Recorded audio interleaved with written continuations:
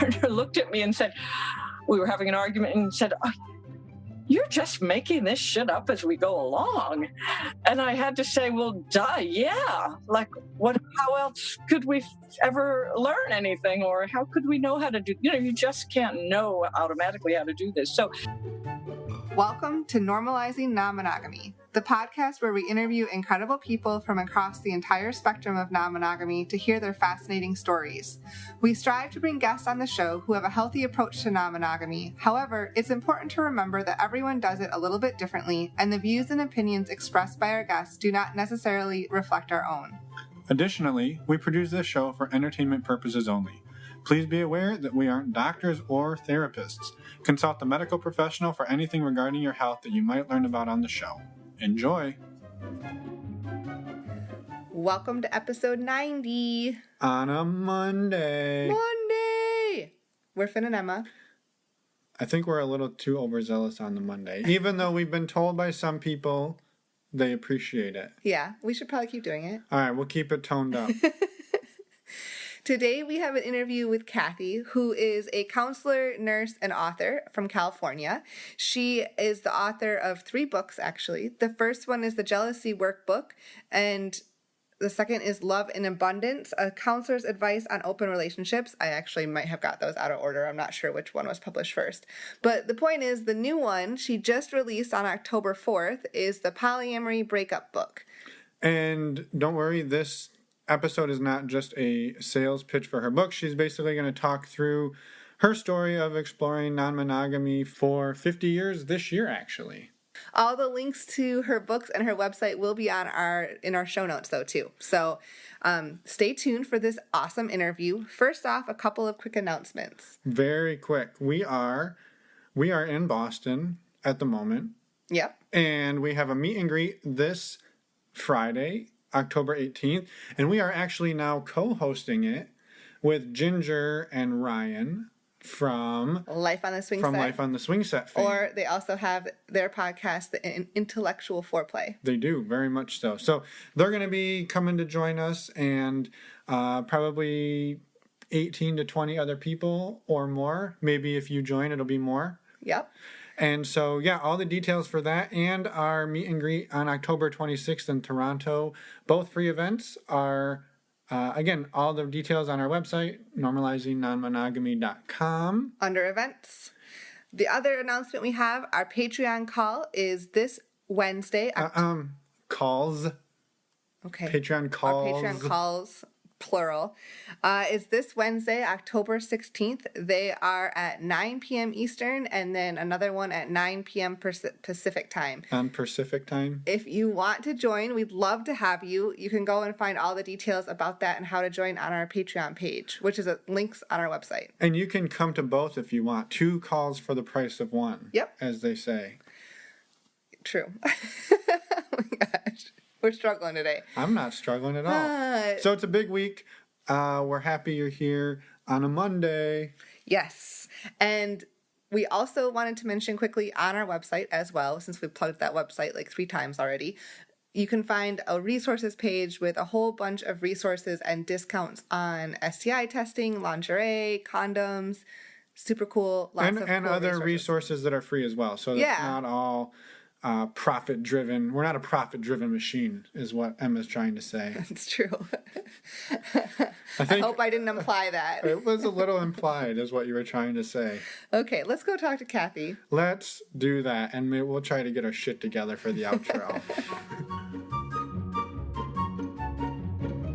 Welcome to the show, Kathy. Thank you for taking some time out of your afternoon to chat with us, and we're excited to have you on the show and tap into some of that wisdom. You've been doing this a long time, this non-monogamy thing. So yeah, that is true. Yes. Well, thanks for having me. It's great to be here.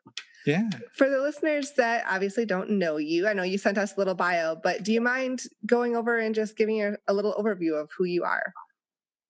Yes, I am a counselor, a nurse, and a hypnotherapist. I'm in private practice in Berkeley, California.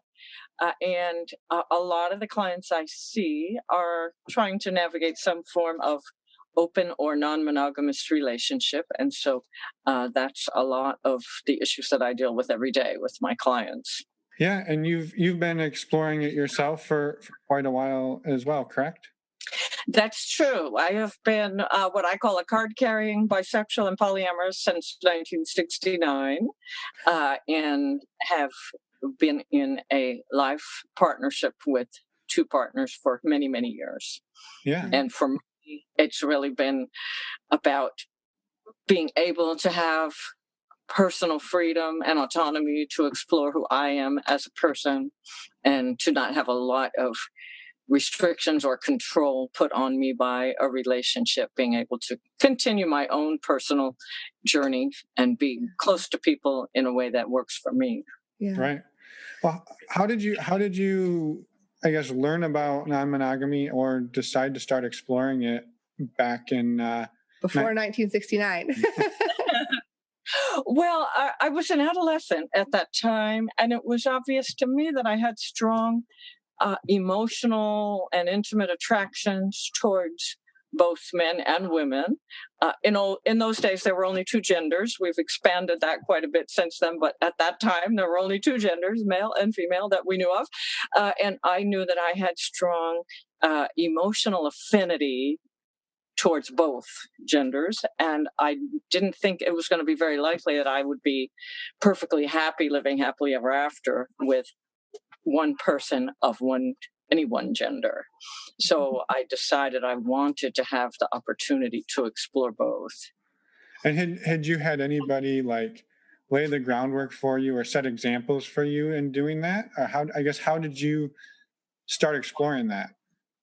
Well, at the time, I had started my very first and new relationship with a woman friend, another adolescent like myself, exploring. But I knew that I didn't really want to be only with one person, and there was not really anyone laying the groundwork at all.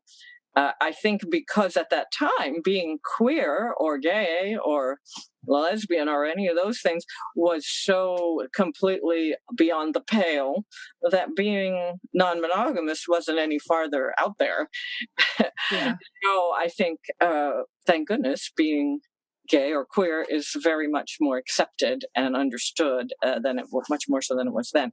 But at that time, I figured, well, I'm already like out here in the totally deviant category, so why not? Right. Yeah. And so how did it look in those early days? Was it just like having multiple partners? And I guess, how did you break that to this new woman that you were seeing at the time that you were interested in doing this? Because you said Well, we were just, teenagers. And I think, when you're a teenager, you're just kind of stumbling along trying to figure it out. Yeah. Yeah. So, I'm sure I didn't do everything right. And, I think that's part of what I think is so great now is that people who want to explore an open relationship or non-monogamy, there are lots of resources to help you along the way. There are books, there are classes, there are websites, there are podcasts like yours. Whereas when we were young, there just wasn't that option. You just were having to try to figure it out on your own. So I really encourage my clients and anyone who I can talk to avail themselves of these resources, since they didn't exist before. Obviously, the internet didn't exist then either, but there were no books or anything. So quite a few years later, my partner looked at me and said, we were having an argument, and said, you're just making this shit up as we go along. And I had to say, well, duh, yeah. Like, how else could we ever learn anything? Or how could we know how to do, you just can't know automatically how to do this. So now people don't have to say we're making it up as we go along. People can say, well, wow, other people have done this. They've learned some things about it. There's some knowledge out there that we can tap into, so hopefully we won't have to make the same mistakes. Yeah. Right. How did your friends and family react to your choices back then? And were people supportive and open-minded about it, or not really? No, definitely not. I was raised by psychotic Christians. My family were, born again Christians in New Jersey. So you can imagine they did not really react positively. Part of the reason I fled and moved to California, where I was much more accepted than I was in New Jersey. I certainly never expected the support or acceptance of my family or friends, because when you're doing something that goes completely against the grain of everything they believe in and everything they've based their lives on, you can't expect that kind of acceptance from them. It would be nice, but it's just not realistic. So I was never, I have to say it never bothered me much that my family and friends were not accepting, because I wouldn't really have expected it of them. I think nowadays it would probably be more realistic for people to think that, well, maybe my family can kind of wrap their head around this idea. Yeah. Right. Did yours ever start to come around with it after they realized it wasn't something that was going to wear off? My parents never did, and as I say, I never really expected that from them. I'm from a family of 5 kids. My one sister has been more accepting than my 3 brothers have. Okay. Even she kind of scratches her head and says, what is this all about? But she's the only one of my siblings that has been comfortable coming to visit me and bringing her child and having her child around me. Other family members have felt, we don't want our children around you because you'd be a bad influence. As if that's Yeah. I mean, obviously my family didn't influence me, and I don't think I'm going to influence anyone else just by my example. Right. Yeah. If anything else, you'd teach them another way to think about it. I have been privileged to help raise 2 godsons, sons of close friends, and they have grown up. They're grown up now. They've grown up from infancy, just coming to my home, knowing both of my life partners, and just knowing that it's possible for someone to have 2 partners. And they're just very, the godsons are totally nonchalant about it. Like, Yeah. It is what it is. This is the way she chose, and it gives them an example too, that they don't have to go down the same path everyone else is. Well, I think to them it's just like, those boring old people. They're just that's true. Well, so being that you did kind of, in a sense, you sort of blazed your own trail, like you said, there weren't a ton of resources out there for you. Mm-hmm. What were some of the things like that you learned along the way that were really instrumental in kind of shaping how you navigated and grew into the non-monogamy sort of for yourself? For me, it was a big learning curve, learning to be more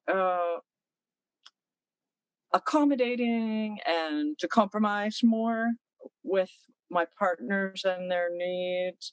I think I had a very strong reaction as a woman to the previous narrative of the woman has to be subservient to the man and the women have to go along with whatever the man wants and all of that.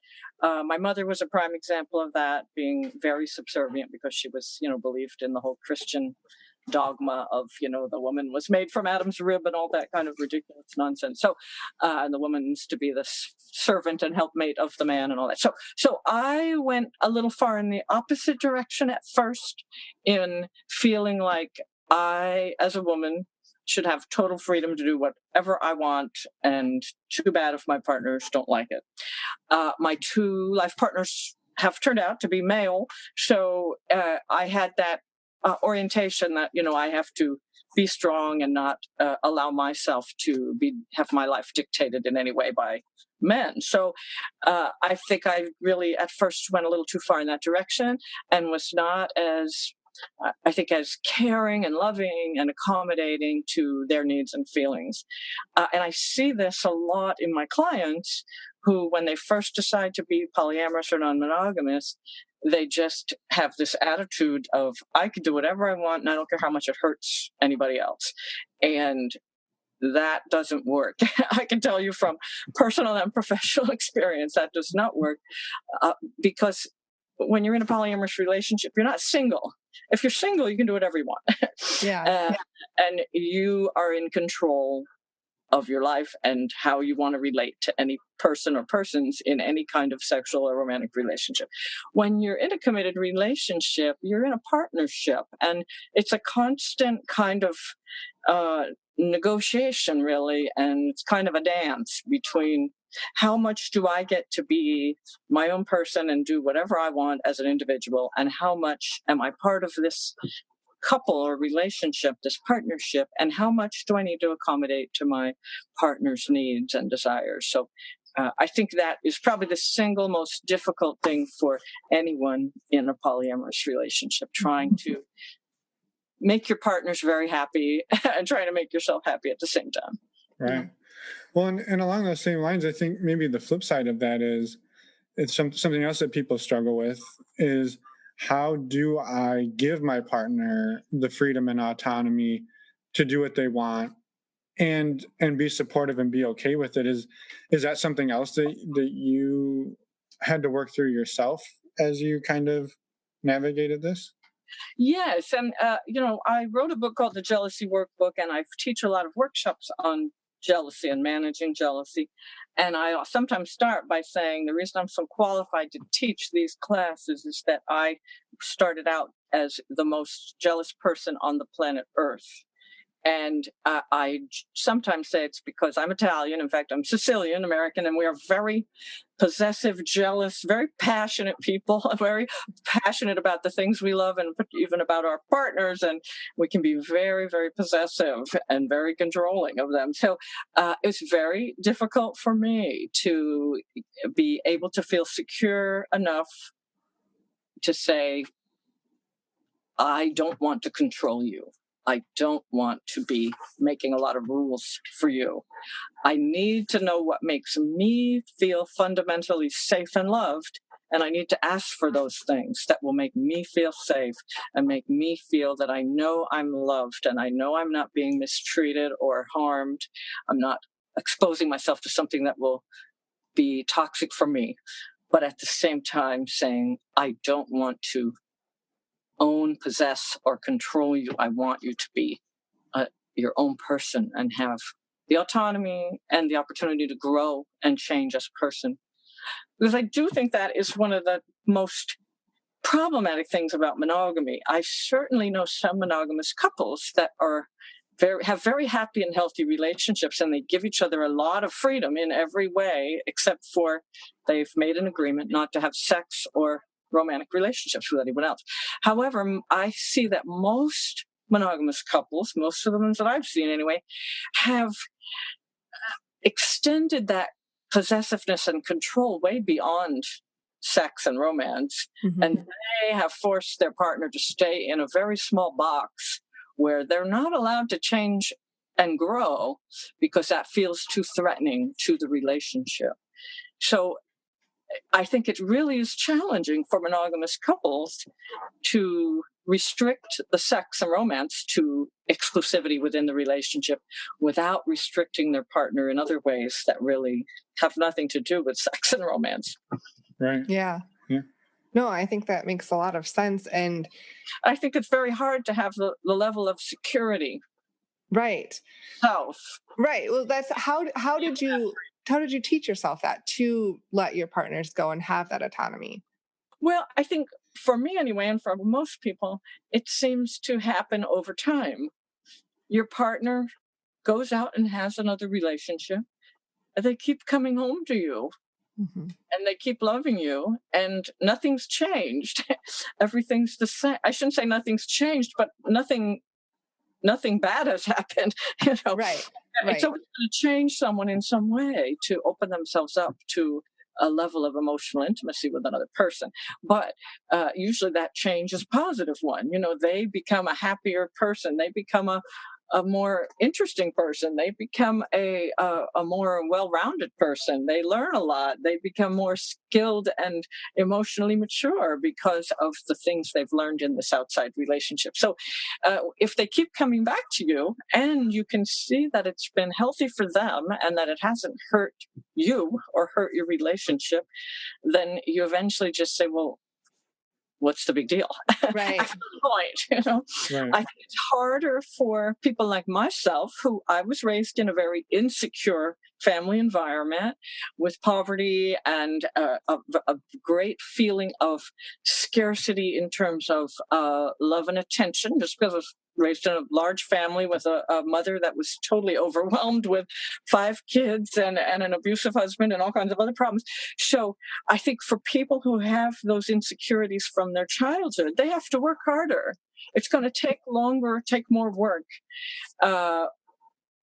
Some people, and for instance, one of my partners is like this. One of my 2 partners is like this, was raised in a very secure, very loving environment and in a more affluent situation economically, and just grew up with that feeling of the world is a safe place. People are going to treat me well. I'm smart. I'm happy. I'm going to succeed. Everything's going to go well. If you're raised in that way and you have that attitude, you're much less likely to be kind of stumped by a polyamorous situation. You're much more likely to feel, I'm resilient. I have the resources. I've always been very loved. My partner loves me. What do I have to worry about? Yeah. But if you're raised feeling very insecure like I was, and plenty of people have had it way worse than me. I'm not trying to make out like I had such a terrible childhood. I didn't. But if you're raised in a situation where you do not feel secure and do not feel loved, you are going to have to work much harder to feel safe in a polyamorous situation. Yes. Obviously, your partner or partners can do a lot to make you feel safer and make you feel, but you're going to have to do a lot of the internal work, because no matter what they do, you're still going to have some of those fears and anxieties. Right. Well, and like you said, too, a lot of that just comes down to time, where you can say all day long, like, I'm not leaving you. I'm not leaving you. I'll be here when you get back. I'll come back to you. But there's only so much saying you can do before you have to start experiencing it, that they go out and they come back and you're there, or you go out and you come back. And it's that conditioning to say, like, yeah, this isn't just words. They're not empty words, right? I think, yeah. Yes, and it's very, very important for you, as say the partner that's being left at home while your partner goes out and sees someone. It's very important for you to feel a sense of agency over how things are unfolding. If you feel powerless, if you feel like your partner's doing whatever they want and they're not really working with you as a team to make this work, that is going to be that much harder. It's going to be much harder, that you have to feel like, okay, we're trying to negotiate this. Not that I'm trying to say, well, I'm going to tell you what you can do and what you can't do, but that just that your partner is taking you into consideration and giving you some control over how things are going to unfold, such as how much time you're going to spend with other people, what kind of conditions in terms of safer sex, or, where, how you're going to handle it in terms of like public relations, in terms of disclosing to other people. Are you going to keep this private, or are you going to be out where people can see you, or all these other things? If you feel like you have some measure of agency over how that's all going to happen, you can feel so much safer and so much more comfortable with it. Yeah. Having control of your own situation is pretty powerful. So. Oh, definitely. And I know in one of the emails that we exchanged, you said that polyamory, while it is about sex and having, sexual relations with other people, it's also a lot about love and intimacy and community for you. And I wanted to see if you could expand on that a little bit and kind of what your view on relationships is. And also maybe just real quick to build on that, like, how has it looked for you over the years, and has it shifted? Yeah. How has what looked? I'm not quite sure. The like polyamory or non-monogamy, in terms of like how many, maybe just like how many partners you've had. Do you live together? Like what has it, like, physically, what form and shape has it taken over the years? And has it shifted and grown and ebbed and flowed? Yes. Well, I'll start with Emma's question. Yep. Sorry. That's right. For me, having the opportunity just to be open to getting to know people and building friendships and community with other people is just as important as whether you decide to expand that to a sexual or romantic relationship. Because if you are in a monogamous relationship and you've made an absolute rule that you can't ever expand any friendship to sex or romance or anything more than a friendship, then that's going to limit how you get to know other people and what kinds of friendships you can have with other people. My experience is I have had these two partners for over almost 40 years now, and I'm very happy. I don't particularly need or want any other partners, but I often want to expand my friendships with other people to include more emotional closeness and intimacy, a deeper level of companionship that wouldn't really be possible if I didn't also have the choice of taking that to sex and romance. I don't want to. I just don't have the time and energy. But if I didn't have that opportunity or that option available to me, I would be very much afraid of becoming more emotionally intimate with other people because it could lead there. And I think a lot of people do just totally stunt their relationships with other people and don't build a tight sense of community with other people because they're so afraid, well, any level of intimacy could go in a sexual or romantic direction, and I'm not allowed to go there. So that's particularly important for people like myself and my partners because we made a conscious decision early in life not to have children.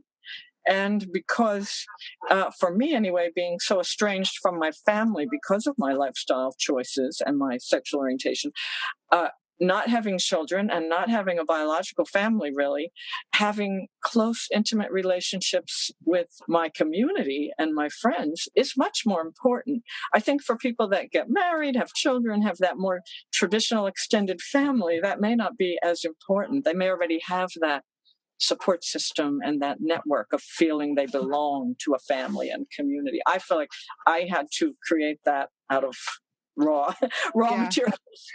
You had to create your chosen family. Yes, and I think for a lot of polyamorous people, because they may be estranged from family or rejected by family, they may need that more than your average kind of straight family. Certainly when I was much younger and when gay people were despised and shunned by their families and society, queer people did create their own families of choice and create a very tight-knit communities, which really came to the forefront during the 1980s and 90s during the AIDS epidemic, when partners and ex-lovers and friends would all take care of each other when they were sick because their families had abandoned them. Right, yeah. So I've certainly seen that in action at that time with queer people, and I think now I see it a fair amount with polyamorous people, that their families have rejected them or don't want anything to do with their relationships or the families they've created. Yeah. Yeah, I totally agree. And again, as you've kind of voiced and shared with us, like starting in the late 60s, and then you've seen everything from the AIDS epidemic through to today, where, like you said earlier, people are now comfortable to identify as gender non-binary or all different types of gender and sexual orientation. That, I mean, the whole paradigm has shifted over the years. Mm-hmm. Has sort of the way you've explored non-monogamy and like what it physically looked like for you, has that shifted over the years, or has it remained fairly consistent? Well, I think it's pretty typical for polyamorous people that when you're young, in your 20s and 30s, it's much more about sex and romance and emotional intimacy and like exploring, getting to know people. It's very, you're just trying to meet people, get to know them, understand them. I think the interpersonal relationships are very, very important. I think as you age, there's a whole big group now that call ourselves polygeezers. There's a guy named Tom Schnutledge who is writing a book on that subject, has done a lot of research on the topic. And his findings are that for people in my age group and older, a big benefit of open relationship is that if you're sick, you have other people, you have more people to take care of you. And I've seen plenty of polyamorous families who have had like an elderly parent who moved in with them, and there were more people to help care for that elderly parent. It's kind of interesting because sometimes it's been an elderly parent that always, rejected and was against this whole thing, but now they're benefiting from it.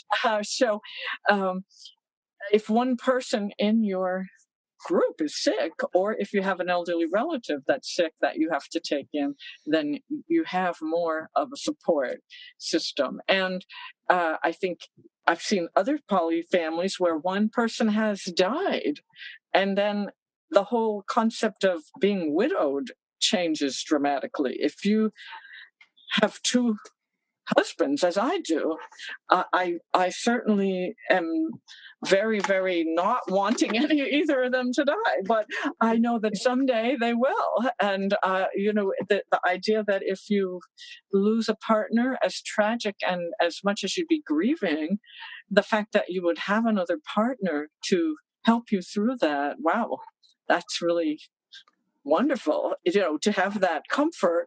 I think especially for people like myself who have consciously chosen not to have children, I think oftentimes if someone is widowed, or they have children and grandchildren that are going to be there and comfort them. But when you don't have children, you have you're facing a different situation if you lose a spouse. Yeah. I think also for my partners, if I died first, that they would have each other as best friends. They're not partners in the romantic sense, but they have each other as lifelong best friends, and they have other people they can count on. I'm Right. not leaving them all alone in the world.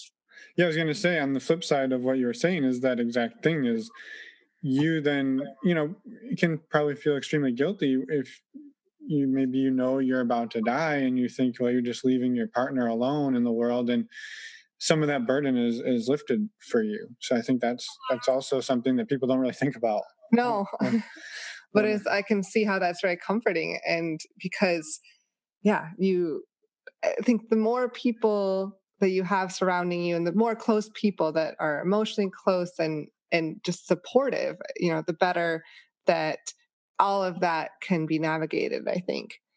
Yeah, and I think when you're younger, you're more thinking about sexual freedom and, exploring different sexual relationships and romantic. You love that falling in love experience. For me, it was never so. I mean, I love great sex. I'm a big sex maniac, but it was never as much about the sex as like the falling in love, the getting to know someone, really connecting emotionally with someone. Whereas I know for a lot of polyamorous people, they're much more oriented towards just having, fun sexual relationships. They're not like looking to fall in love with anyone else. And, it varies so much from person to person, what you're seeking and what you get out of it. And sometimes people think they're just looking for some sexual variety, and then they do fall in love and say, wow, this is so great. I never knew this could happen. Yeah. Right. Yeah, for sure. I've heard so many people say, I could never fall in love with more than one person. I just want casual sex on the side, But then they discover, wow, I did fall in love with two people. Wow, I never thought that could happen. Right, and then it happens, exactly. That's one of the great things about polyamory. You'd think you're looking for one thing, you might find something else and be even happier with it. Yeah. You were gonna say something. Well, yeah, I was curious. You said you've had these two partners for around 40 years or so. Has there ever been a time throughout there that you kind of were like, maybe I'm done with the non-monogamy or having an open relationship, and we're just going to have one relationship from now on? Or have you been able to just it's been amazing the whole time? For me, great. Never would have crossed my mind. Previously, I did have a girlfriend for almost 10 years, and at a certain point, for some reason, she woke up one day and said, I think I want to become monogamous and, get married and have children. And, she wanted to find, a woman to marry, settle down, have children. And, that was quite devastating to me. I mean, we had gotten together when we were very young, maybe 20, we were about 20 when we got together. So, she was at that point where she just was around almost 30, wanted to have kids, said, well, I want to get married, have children. So she did find another woman, get married and had children, and, lived happily ever after. So it turned out it was the right thing for her. But I have certainly seen it happen quite often that for some people, for a lot of people, polyamory is a wonderful, happy experience for many years, but at a certain time, they decide they want something else. And that doesn't mean they weren't polyamorous to start with. It just means that, in different developmental stages of our lives, we may have different needs. I've seen some people who it went the other direction. They were very monogamous when they were young. They got married young, had children. It made a lot more sense to be pair bonded with one person, raise children together, and then later on became polyamorous and were very happily polyamorous. So I do think our needs can change over time, and our desire or our orientation towards monogamy or polyamory is not always fixed for life. Right. As I'm sure people who, for many years they thought they were 100% gay, and then they realized they were bisexual, or they may have or vice versa. Yeah. At some point, I've certainly known women, particularly, who got married and had children with a man at a young age, and somehow at some point said, "Wow, I'm really more oriented towards women." So it doesn't mean they were wrong in the first place. It just means, our sexual orientation and our relational orientation for some people is not 100% fixed. Yes. No, I love that. I love that point, because it's so true. And we are all, you're supposed to grow and change throughout life. And that's just a piece of growing and changing is exploring that on a continual basis.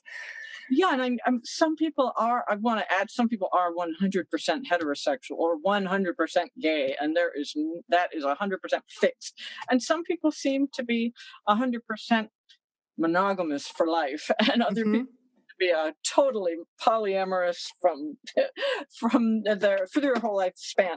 But there are a lot of us that I call the bisexuals of the polymono spectrum, where we can be happy in a monogamous relationship with the right person at the right time in our lives, and we can be perfectly happy in a poly relationship at the right time and with the right people. Yeah. Find the right situation. Right. Yeah. Which brings me to another issue that I hope you don't mind me changing the subject a little. Sure. And that is, oftentimes people are unhappy in polyamory because they're not in the right model. It takes them years of struggling to figure out what the right polyamorous model of relationship is for them. So they may think, oh, I'm not really poly. Maybe I should go back to being monogamous. I'm really unhappy. But it may just be they haven't found the right situation that really has the right kind of relationship style and model for them. Yeah. And we've actually talked to people on our podcast about that, and that have changed over time. Yeah. So that's a great point. So I guess, do you have maybe, if you don't mind outlining a couple of the different models that you've seen, and were those always models that, I mean, again, you like you said, you kind of blazed your own trail. So it's not like back in 1969, you're like, I think I'm a relationship anarchist or something to that effect, right? So like, at what point were you sort of starting to develop some of the ideas behind these, and how have you seen like the introduction of those be useful to people? Well, I think because the first two groups of people that could be called polyamorous were gay men and so-called swingers, heterosexual couples that like go to swing parties or do swinging with other couples, so-called swapping partners. Those are the two initial sort of trailblazers. Gay men have been having open relationships probably for millennium, but for definitely at least for the last 100 years have openly been. They would tend to pair bond with one person, live with one person, and have casual sexual relationships outside of that married type relationship, and that certainly was true even when gay people were completely closeted. And the so-called swingers, the heterosexual married couples, that really started in the 1950s, became a little more publicly known in the 60s and 70s, where just married couples who would strictly have casual sex with other couples, either at parties or through meeting them somehow. And because both of those models were based on the marriage model, they were much more like the marriage and cheating model, except it wasn't cheating because you weren't lying to anybody. I think those two developed first because marriage was the norm. And even for gay men, marriage of, living with one person was kind of the norm. So I think those models were so much like traditional marriage that it just made sense that they were just sort of variations on the marriage model. It wasn't really until the 1970s, late 70s and 80s, that a few people at least started doing something more like what I call the multiple primary partners model. The marriage and cheating sort of model, I called that the primary secondary model. You get a primary relationship, and the other relationship is going to be either casual or secondary. The multiple primary partners model means that any partner could become primary eventually, and that you are allowing for that possibility, that if you may still be in like a marriage or pair bonded situation, but any other partner that either person has could potentially eventually become primary. And that led to kind of these group marriages and triads and what I call the joint custody model, where you might live with one person half time and live with the other person half time if you have two partners that don't want to live together for some reason, or that model works great for a lot of people because it's often hard to find three or more people that are really compatible to live together full time. Yes. They don't wash their dishes, or they don't pay their bills, or just because you don't happen to like your partner's partner enough that you really want to live with them 7 days a week. So that model works for a lot of people. It's only been in recent years that really a third model and a fourth model have developed. The third model is what I always called in the old days the multiple non-primary partners model, which just means you have more than one partner, but none of them are primary and you don't live with any of them. Now people are calling that the solo poly model. That's kind of just a new name, but I think it's the same thing, where you're single and you don't really want marriage or a primary relationship. This model seems to work great for people that have a primary relationship with something else in their lives, like their work.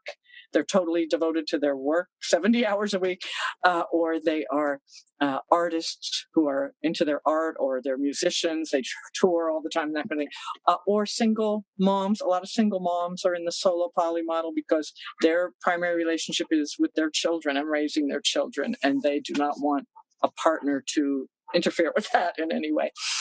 So then there's what people are calling the relationship anarchy model, which I personally have never seen that model work. I'm not against it. I just think most people can't do it. And I have not seen any success with that model. I'm sure some people are succeeding. I just have not seen it. It often seems to me to be a kind of a cover for people that just are very narcissistic and don't want to commit to anyone, and who want control of other people and their relationships.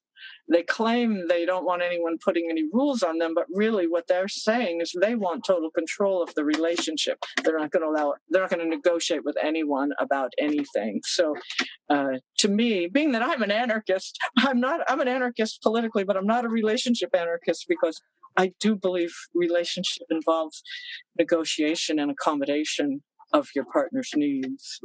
Yeah, it's interesting. I think I would say on the last one, we've interviewed a few people who have pursued the relationship anarchy model, and they've almost voiced it a polar opposite to sort of the way they don't want somebody to have the control over them, but they've also said exactly the words of like, well, who am I to tell you what to do with your body? And so I think maybe there's a shift happening too, where people are starting to say, I don't control my partners. I don't control their bodies. I don't control their decisions. And And so I'm hopeful that maybe that shift will allow that model to work a little smoother, potentially. I hope so. I think it's in its infancy, and people don't really quite know how to do it. It's possible they can learn. My experience is that most people need more stability, consistency, and security in their lives than that model seems to afford. That model basically says, well, at any time you can be demoted. At any time you can be abandoned. I don't owe you anything. I'm not committed to anything with you. Tomorrow I could decide to dump you, and or tomorrow I could decide to marry someone else, and you'll have to become a very secondary. And I think most people need a little more kind of consistency in knowing what their status is in your life, knowing where they stand. If I'm going to be less important and get less time and attention than 3 other people, I'd like to know that now, and I'd like that to be consistent over time, rather than I'm the favorite today or this month, but next month I might only get one night with you the whole month. Yeah.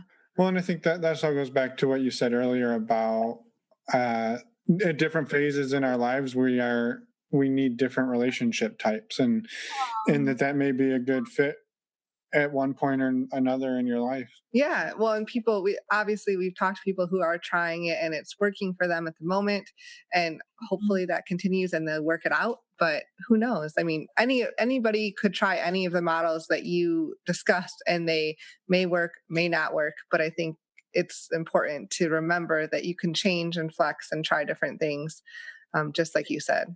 Very true. Very true. And again, I want to stress, I'm not against that model. I just, I've seen so many people get into extreme disaster with it and cause all kinds of problems in their lives. So I think just haven't figured out how to do it, and maybe over time they will. Yeah. Sure. Well, and you've seen it in your practice, I'm sure. How, I guess, or why did you decide to go into counseling, and you said nursing too? I was an intensive care unit nurse for many years, and I happened to be working in an intensive care unit, a respiratory intensive care unit, in 1981 when the HIV/AIDS epidemic suddenly appeared. Because I was in a respiratory ICU, and all the first patients with AIDS had pneumocystis pneumonia, and were suddenly coming into our unit and dying, I got very involved in the AIDS epidemic as a result. And because I was very involved in the queer community anyway, and had lots of friends who were dying, unfortunately, I got very involved. And after working in the ICU for a long time, I was offered a job in an HIV research practice in San Francisco, and I had 1,000 patients with AIDS. And most of them died during that time. We were doing research with experimental drugs for HIV. And during that time period, plenty of the patients said to me, I know these experimental drugs are not doing me any good, and I know I'm going to die, but I keep coming back because you are giving me so much counseling and support. And that job involved a lot of counseling and support of the patients, their spouses, their lovers, their families, and other people in their lives. And as a result, after I left that job, I just went into private practice doing counseling. I thought I was going to be primarily working with people with AIDS and other life-threatening illnesses. I thought, because of my nursing background, that would be my area of expertise, and it was. However, because at that time there were no other therapists here in the Bay Area that had any background with open relationships, and there also were almost no therapists that had any background with bisexuality or working with trans people, lots of people started coming to me for problems with open relationships or being bisexual or being transgender. And that became the main focus of my practice, not out of intention, but just because there was no one else I could send them to. At that time, I went to practice in 1992. At that time, therapists were still being very aggressively trained with, marriage and monogamy as the only appropriate model. And at that time, even they weren't even getting much in the way of gay affirming training as therapists. So eventually that changed quite a bit. Now there are quite a few therapists that have expertise in open relationships. Mm-hmm. But at the time that so many clients were coming to me because there was really no one else that was non-judgmental and had some expertise in the subject. Yeah. Wow. So that accidentally became my area of expertise. Yeah. No, I was just curious kind of what your journey was there. And I think that's fascinating. Thank you for all the work you did with, that sounds like it was difficult work, but also allowed you to be such a support for so many people during a very, very difficult time. Thank you. Along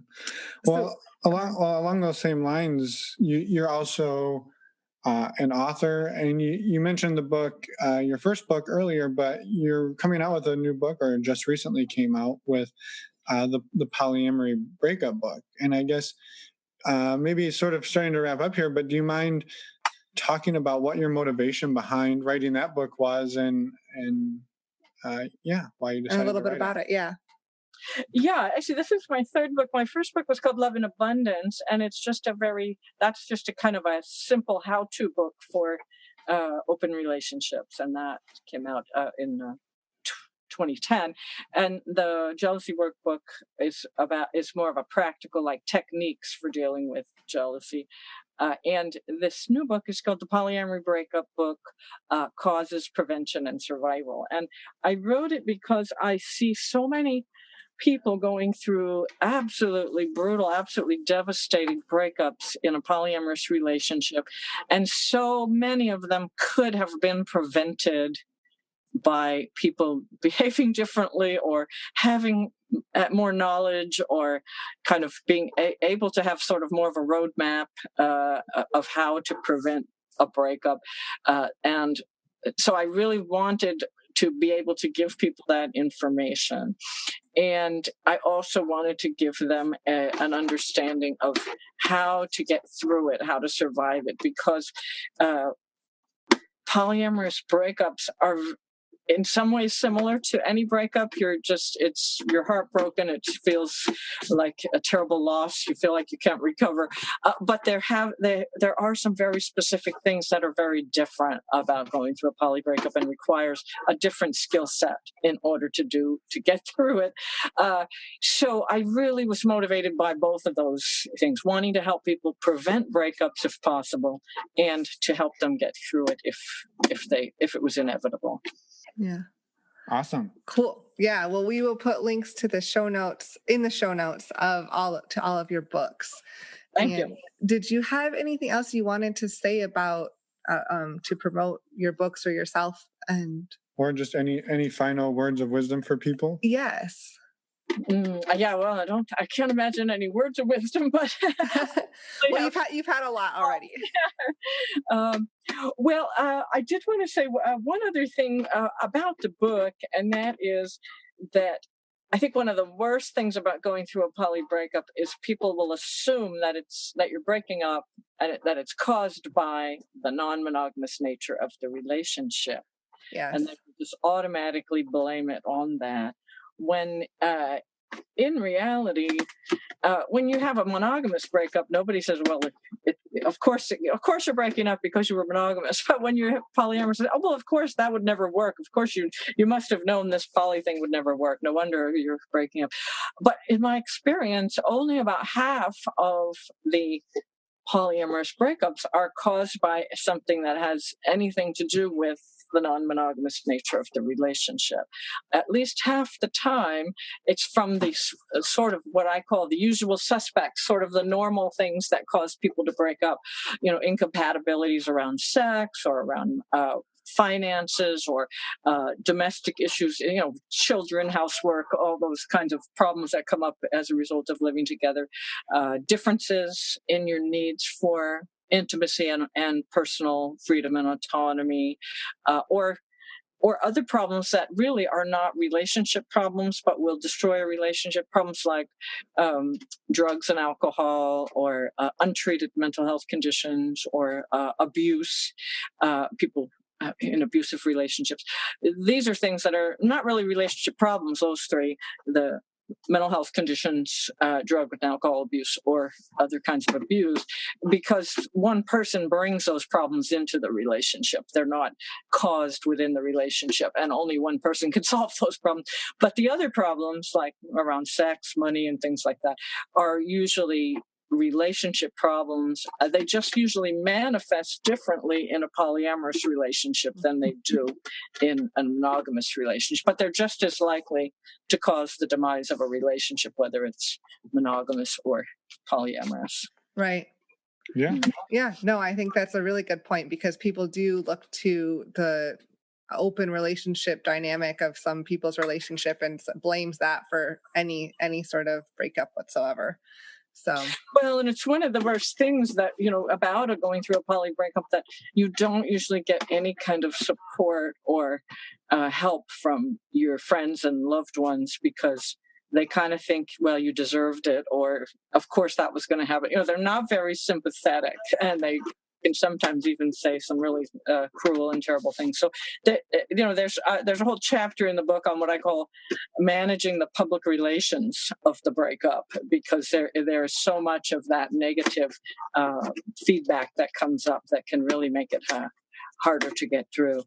But my experience is that by far the most common causes of the polyamorous breakups, the half of them that are caused by polyamory, is picking the wrong partners.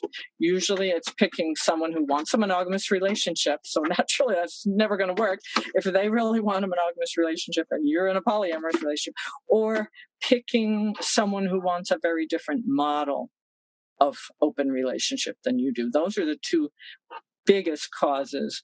And the third big cause is poor time and energy management. People who don't know they don't have the skill set to manage more than one relationship, and they end up screwing it up by not being able to balance things. And then fourth, people are often surprised to hear that the fourth and least common cause of polyamorous breakups is jealousy. That jealousy is not, people always think that will be the biggest cause, but it's not. It's actually much less frequent than picking the wrong partners or having poor time and energy management skills. Yeah. Awesome.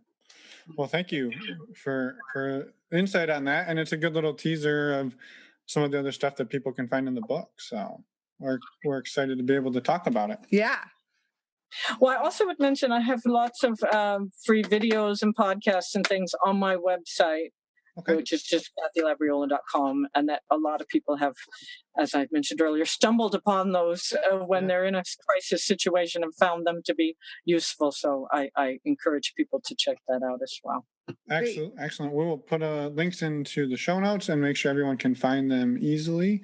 Mm-hmm. And thank you again for your time and all the effort you've put in and the work you've done. We appreciate it. Yes. And thank you for reaching out to us and wanting to come on the show too. This show wouldn't happen without people doing that. So. Oh, well, thank you. It's great. I really appreciate you having me on the show. Yeah. Absolutely. Well, have a great afternoon, and we'll be in touch. Okay. Thank you. Bye-bye. Thank you. Bye. And we're back. Thank you to Kathy for coming on and sharing all of her infinite wisdom with us. We appreciate the conversation and hearing her story. So, as always, thank you. Yes.